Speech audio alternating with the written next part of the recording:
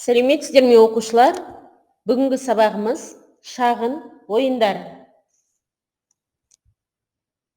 Скретчте ойын құру кезінде қажет болатын кейбір командалық блоктардың қызметіне тоқталып өтейік.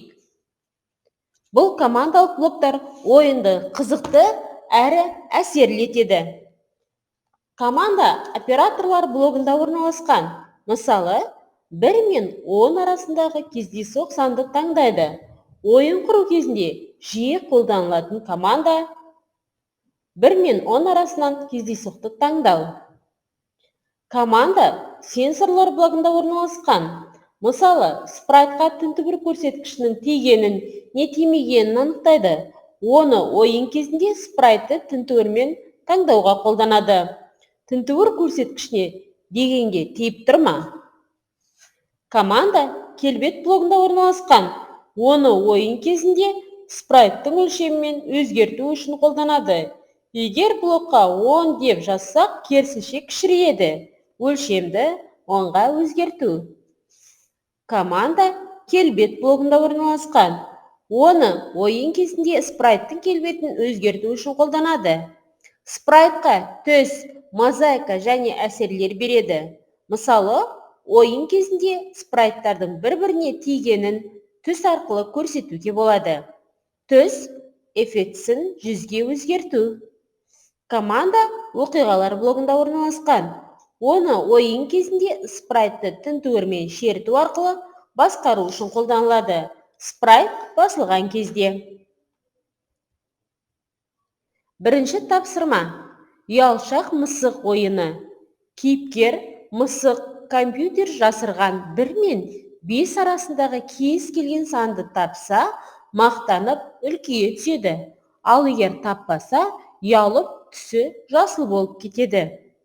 Ойынның орындалу сәті бірінші суретке, скрипті екінші суретке көрсетілген.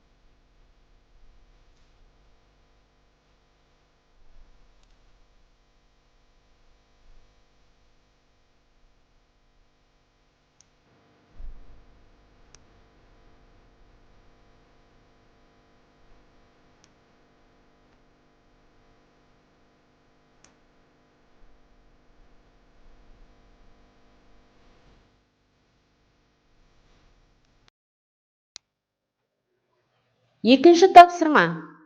Қалалардың альбомы ойыны. Қалалардың альбомы жобасында бір көрініс пен бір спрайт қолданылады.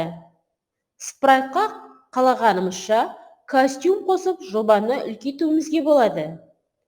Жобада костюмды 1-ден бастап нөмірлейміз. Спрайт басылған сайын программа альбомдағы суретті кездейсоқ таңдай береді. Бұл жобаны әрі қарай үлкейтуге болады. Жобаның орындалу сәті 4-ші суретте, скрипті 5-ші суретте көрсетілген. Жобаны іске қосу үшін қаланың спрайтын басу керек.